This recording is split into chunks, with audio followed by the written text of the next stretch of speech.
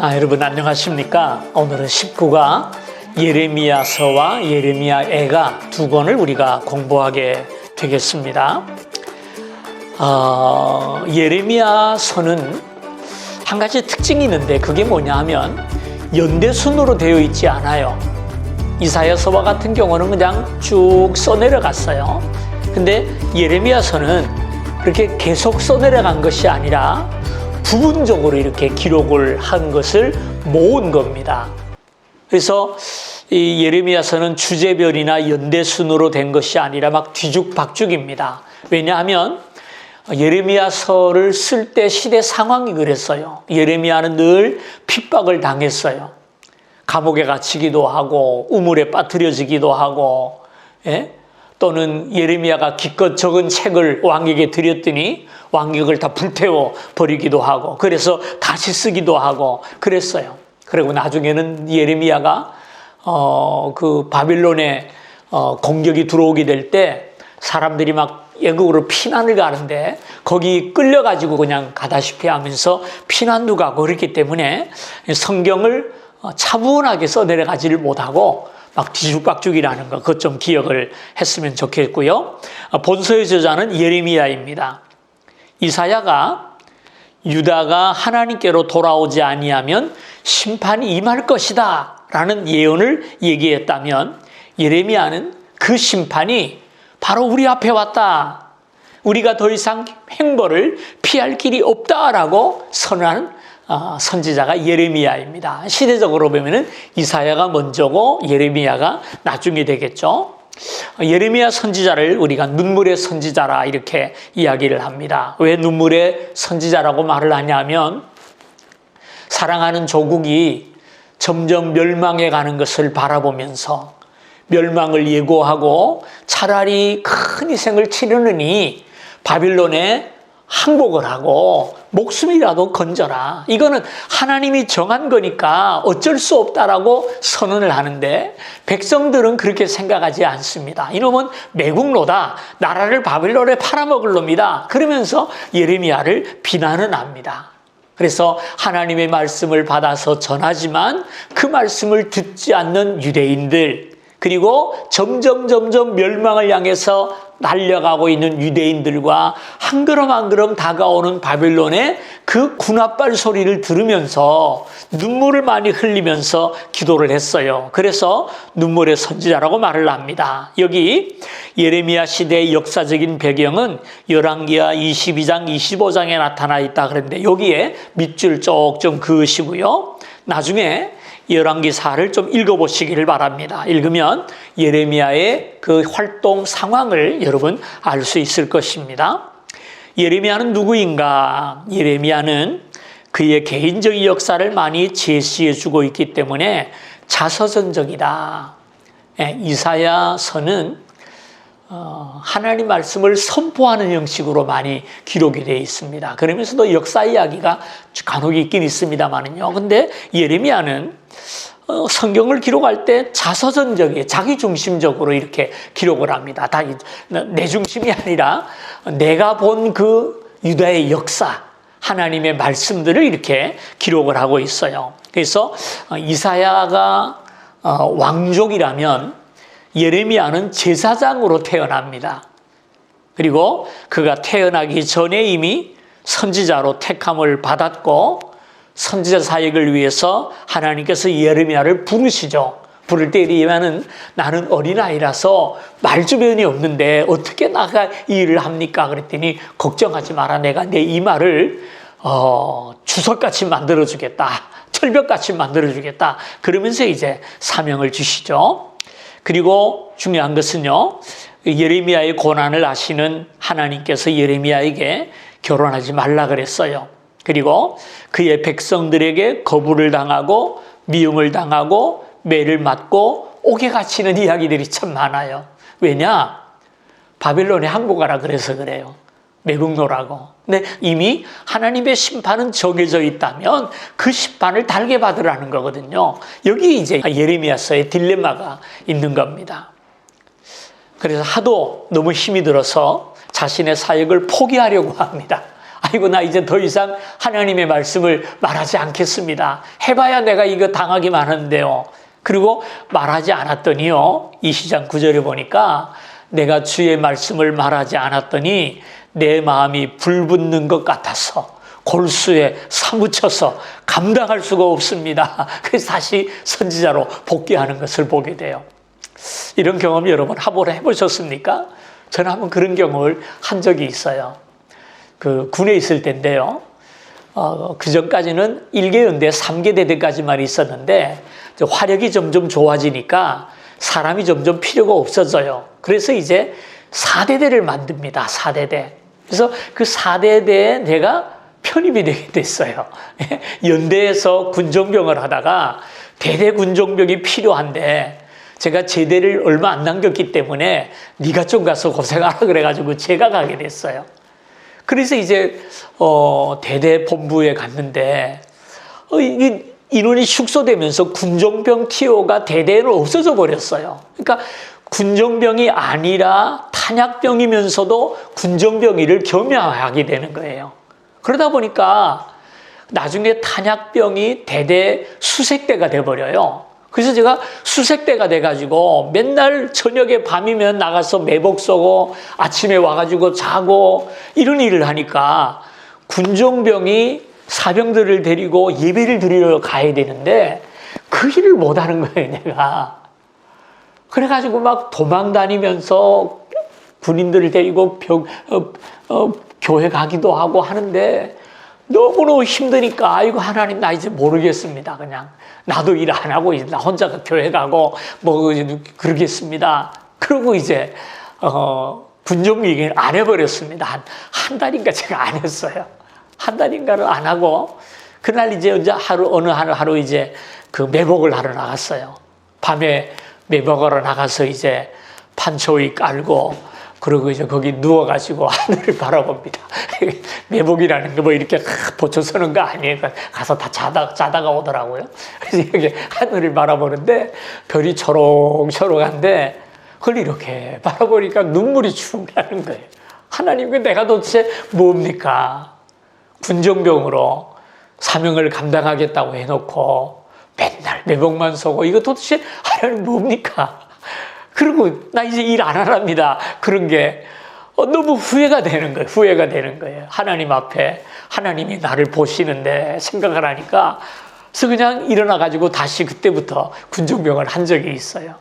하나님의 일을 안 하는 게 쉬워 보이죠? 더 힘듭니다. 혹시 교사나 성가대로 봉사하다가 힘들다고 그만두신 분들 회개하시고 다시 돌아오시기를 바라요. 그게 여러분 마음에 평강이 오고 행복이 오는 길입니다. 네 번째로 중심 메시지, 그것은 너는 가라라는 겁니다. 너는 가라. 내가 오늘 너를 여러 나라와 왕국 위에 세워 내가 그것들을 뽑고 파괴하며 파멸하며 넘어뜨리며 건설하고 심게 하였느니라. 참 대단한 말씀이죠.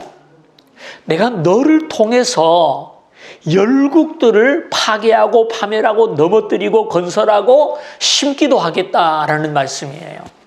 그러니까 예레미야에 선포되는 그 말은 하나님의 말이기 때문에 능력이 있어요. 하나님께서 빛이 있으라 하니까 빛이 있었잖아요. 그 말씀을 대언하는 말씀도 그 말씀을 전하는 자의 권위가 아니라 그 말씀의 권위가 있기 때문에 중요한 말씀이죠. 본서의 구조입니다. 선지자를 부르는 내용이 1장, 유다가 멸망하기까지에 주어진 설교가 38장까지, 그 다음에 예루살렘과 유다의 멸망에 대한 이야기가 39장, 남은 유다인에게 주시는 메시지가 40에서 45장, 그 다음에 마지막 부분에 46장에서 51장까지는 이방나라에 대한 멸망, 이방나라에 대한 멸망, 유다의 멸망에 대해서 계속 말씀하고 끝나는 것이 아니라 너희들도 마찬가지야 이놈들아 하고 이방들의 멸망을 똑같이 예고를 합니다. 결국 이 나라를 다 바벨론 멸망을 당하죠. 그 다음 부록은 유다 멸망을 돌아보는 이야기, 다시 말해서 유다가 패망하는 내용들이 사실적으로 잘 묘사되어 있는 책이 52장의 내용입니다. 본서의 구조에 따른 개요입니다. 1장에서 39장은 예루살렘 멸망 전의 이야기이고요. 39장은 바벨론에 의해서 예루살렘이 멸망되는 것을 기록했고요. 46장에서 51장은 이방 나라들에 대한 예언입니다. 그래서 느헤미야는 크게 세 부분으로 나누어진다고 말을 하면 됩니다.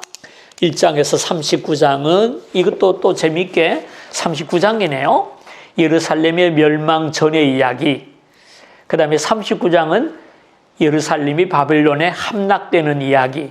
그 다음에 46장에서 51장까지는 주변에 둘러싸여 이방 나라들에 대한 멸망의 예고, 너희도 망한다. 내가 내 백성을 이렇게 심판을 했다면 너희들은 어떻게 되겠느냐라는 내용이 마지막 내용입니다.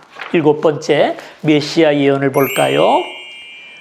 예레미야서에도 메시아에 대한 예언이 많이 나와 있습니다. 예레미야 23장 3절 6절을 보면 내가 다윗에게 산 의로운 가지를 일으킬 것이다. 예수님에 대한 예언이고요. 30장 1절에서 10절 두 번째 내용은요. 내 백성 이스라엘과 유다의 포로를 돌아가게 할 날이 온다. 그러면서 내가 그들을 그 조상에게 준 땅으로 돌아가게 할 것이니 그들이 그 땅을 차지하리라 하면서 그 다음 얘기가 재미있어요. 내가 그들을 위하여 세울 그들의 왕 다윗을 섬기리라 그랬어요. 이것을 천년왕국이라 한다 이렇게 얘기했죠. 지금 이사야의 예언이 뭐냐 하면은 유다가 멸망했지만 다시 돌아올 것이고 다윗 왕을 세워서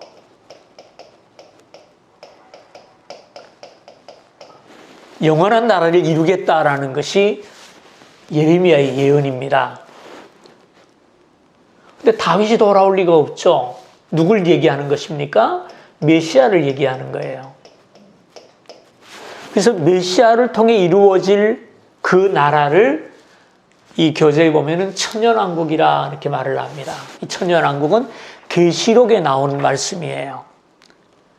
그래서 예수님이 이 땅에 영원한 나라가 이루어지기 전에 천년왕국이 있을 것을 구약과 신약에서 똑같이 이야기를 합니다. 예언을 합니다. 그런데 천년왕국에 대한 언급이 성경에 분명히 나와 있어요. 용어 자체도 나와 있는데 천년왕국이 언제 이루어질 것이냐. 지금 예레미야가 볼 때 그 나라는 유대 민족이 바벨론에서 귀환하고 다시금 새로운 왕이 세워지면 그 나라가 올 것이라고 생각을 하고 있어요. 근데 그것은 선지자들의 한계입니다. 한계. 무슨 얘기냐면은 이스라엘 유다가 회복되는 것과 예수님이 오시는 것과 재림하시는 것이 내가 누구 얘기인지는 잘 모르겠는데요. 이것을 바라보는 선지자의 시각이 이 사건들이 연대수로 보이는 것이 아니라 겹쳐 보인다는 겁니다. 그래서 이 시각으로 볼 때 이 세 가지가 섞여 보인다는 거예요. 앞뒤가 뭐가 먼저고 나중인가가 모른다는 거예요. 그래서 구약의 예언들을 보게 되면은 초림과 재림과 회복이 막 뒤섞여 있어요. 이제 계시의 한계죠. 계시가 발전하지 않았기 때문에 초기의 계시이기 때문에 이것을 알 수 없다는 거예요. 그러면 이 천왕국은 도대체 언제 이루어지는 것이냐? 이 회복이냐, 초림이냐, 재림이냐? 이것 때문에 신학적으로도 많이 논란이 됩니다. 역사적으로 천년왕국에 세 학설이 있어요. 전천년설이 있고요. 후천년설이 있고요. 무천년설이 있어요. 전천년, 후천년, 무천년설이 있어요. 전천년설은 뭐냐 하면은 천년왕국이 이루어지기 전에 예수님이 재림하신다는 겁니다. 후천년설은 뭐냐? 천년왕국이 이루어진 후에 예수님이 재림하신다라는 얘기예요. 전통적으로 우리 장로교회는 이 학설을 지지해 왔습니다. 예수님이 세상에 오셔서 성도들과 함께 천년왕국을 이룬 다음에 영원한 세계가 이루어진다라는 그런 주장이에요. 근데 이 약점이 뭐냐 하면 예수님이 두 번 재림하셔야 돼요. 천년왕국 전에 재림하고 후에 재림하고 해서 영원한 나라가 이루어지니까. 후천년설은 전통적으로 어디서 이 학설을 지지하냐면은 천주교가 이 학설을 지지합니다.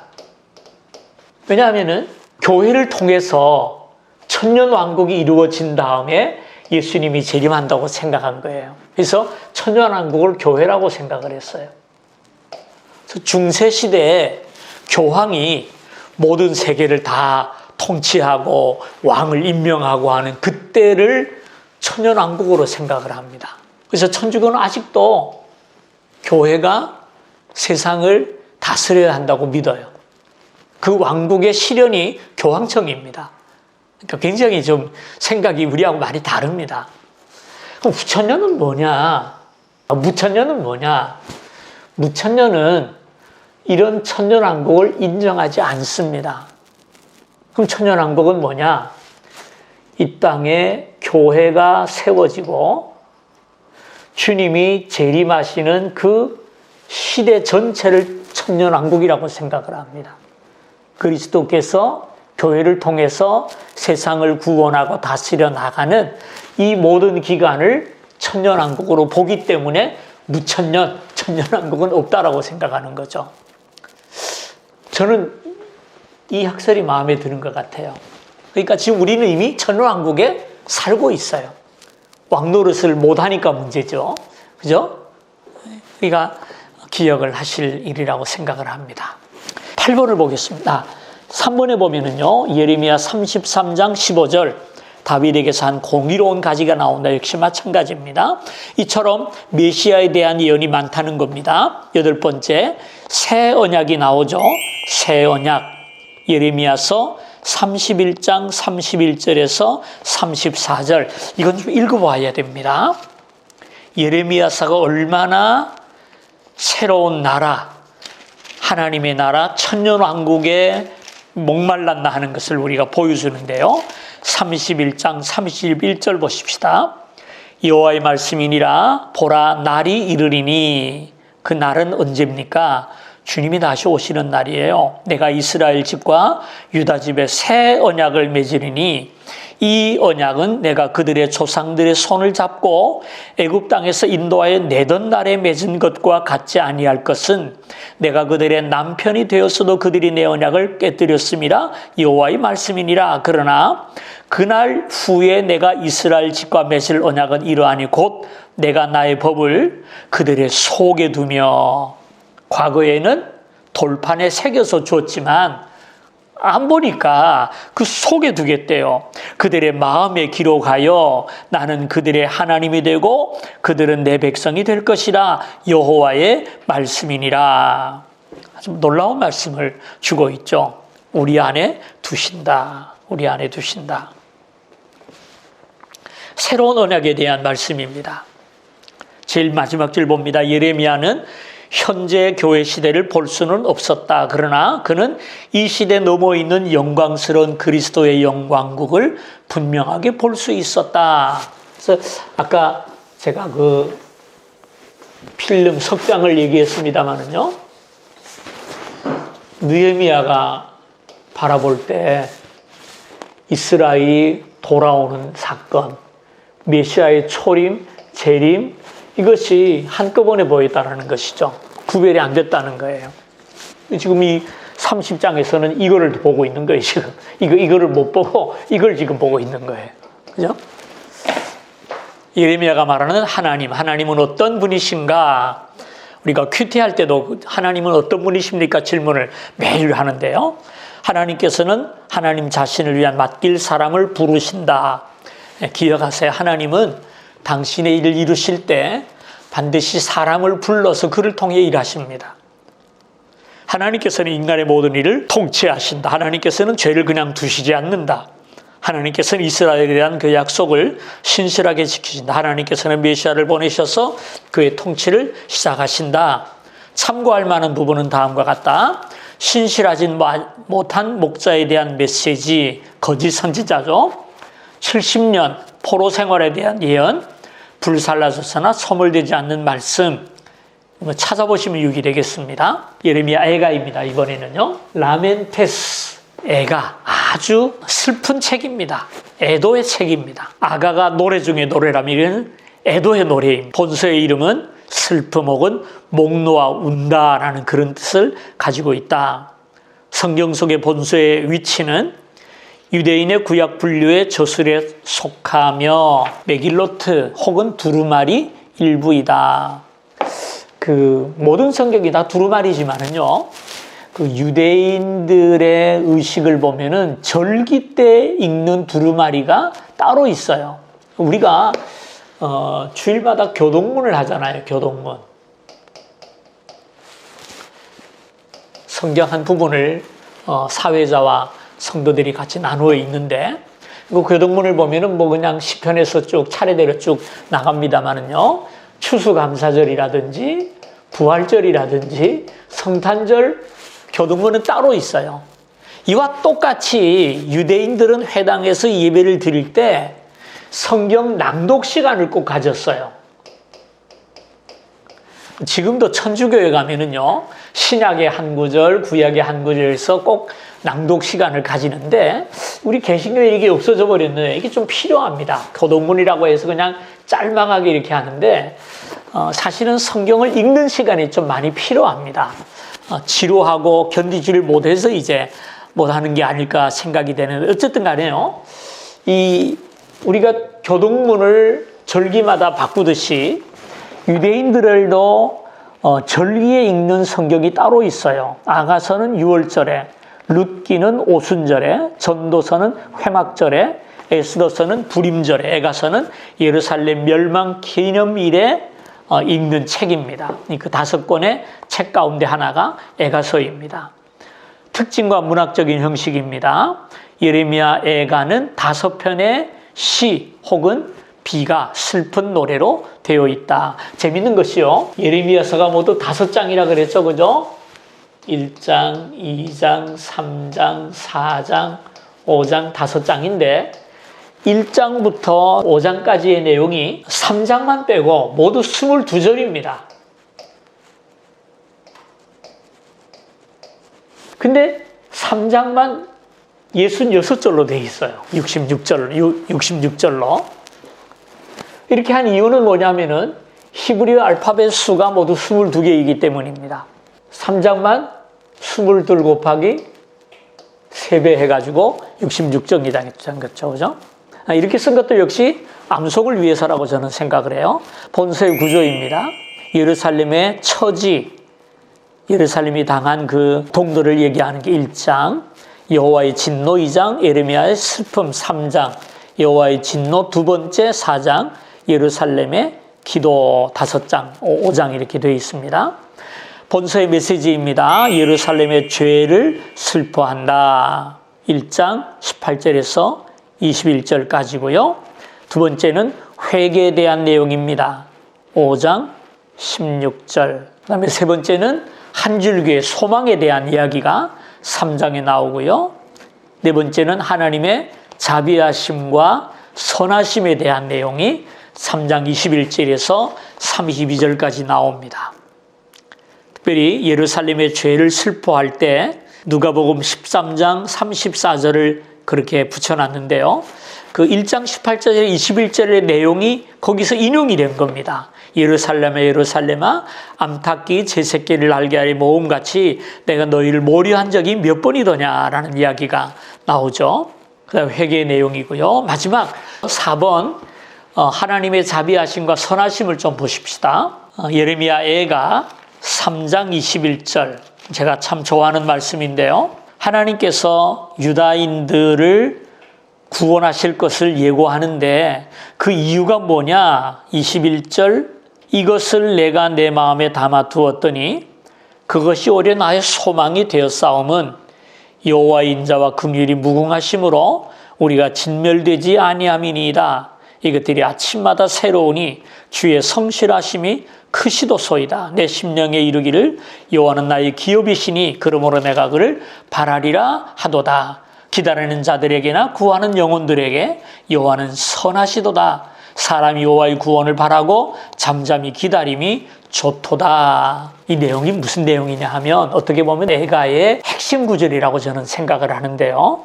이 구절이 뭐냐 하면은 예레미야가 유대인들의 살아가는 모습을 아무리 봐도 소망이 없는 거예요. 심지어 하나님 앞에 기도하고 싶어도 기도할 건덕지가 없는 거예요. 그래도 뭐 고운 구석이 요만큼이라도 있어야 하나님 그래도 요것 좀 보시고 용서하시오 기도할 텐데 하나도 없는 거예요. 그러니까 하나님 앞에 나아갈 의욕이 없는 겁니다.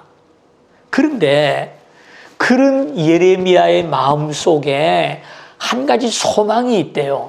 그 소망이 뭐냐? 22절에 보면은요, 여호와의 인자와 긍휼이 무궁하심으로 우리가 진멸되지 아니함이니이다 그랬어요. 하나님의 인자는 사랑을 얘기합니다. 인자, 긍휼은 자비함을 얘기하잖아요. 하나님의 사랑과 자비가 무궁하시기 때문에 우리가 이렇게 죄를 범해도 멸망하지 않을 줄을 믿는 거예요. 확신하는 거예요. 이것이 아침마다 새로우니 주의 성실하심이 크시도소이다. 뭡니까? 아침에 하나님 앞에 나아가 기도할 때 이 사실이 물밀듯이 마음의 확신으로 다가오는 겁니다. 하나님은 성실한 분인데 변하지 않는 분인데 그래 하나님을 바라보면 우리에게 소망이 있을 거야. 24절이죠. 내 심령에 이르기를 여호와는 나의 기업이시니 그러므로 내가 그를 바라리라 하도다. 예?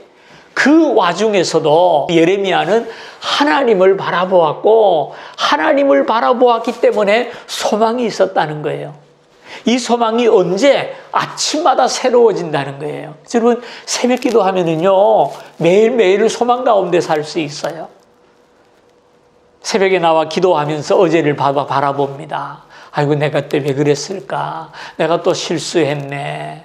하나님 앞에 참 부끄럽지만 하나님의 인자와 긍휼하심이 크시니까 하나님 오늘도 나를 용서하시고 새날을 살게 하옵소서. 기도할 때 조용히 마음속에서 소망이 솟아나오고 하루를 또 살게 되는 은혜가 새벽 시간에 오는 겁니다. 새벽 시간에. 요즘 우리가 전부 야행성이 돼가지고 새벽을 잃어버려서 인생에게 불행이 찾아온다고 저는 생각을 해요. 25절입니다. 기다리는 자에게나 구하는 영혼들에게 하나님은 선하시도다. 사람이 여호와의 구원을 바라고 잠잠히 기다림이 좋도다. 이제는 백성들에게 하는 말이죠. 예? 기다릴 줄을 좀 알아라. 하나님을 바라보아라. 여호와의 구원을 바라고 기다리면 하나님의 구원이 있을 것이다 라고 오늘 우리들에게 권고하고 있는 것입니다. 예레미야 애가는 참 슬픔의 책이지만 슬픔으로 끝나는 책이 아니라 그 슬픔 가운데에서 하나님의 인자와 긍휼을 바라보며 소망으로 이끌어가는 책이 바로 예레미야 애가서입니다. 어떤 상황이 오더라도 여러분 오늘 말씀을 좀 기억하시길 바라요. 살아가다 보면은 실패할 때도 있고 좌절할 때도 있고 낙심할 때도 있잖아요. 아이고 이제 난 다 끝났다. 저는 더 이상 나에게 길이 없다 할 때 이 말씀을 보세요. 여호와의 인자와 긍휼이 무궁하심으로 우리가 진멸되지 않을 것입니다. 그래, 하나님이 나를 사랑하셨는데 하나님께서 나를 위해 독생자를 주셨는데 내가 영원히 망하지는 않을 거야. 일어나셔서 하나님 붙잡을 때 하나님께서 우리의 소망이 되시고 우리의 삶을 능력으로 인도해 주실 줄 믿으시기를 바랍니다. 예레미야 3장 21절에서 26절 말씀, 이 말씀을 꼭 기억하시고 살아가는 여러분 되시기를 주님의 이름으로 축복합니다. 마치겠습니다.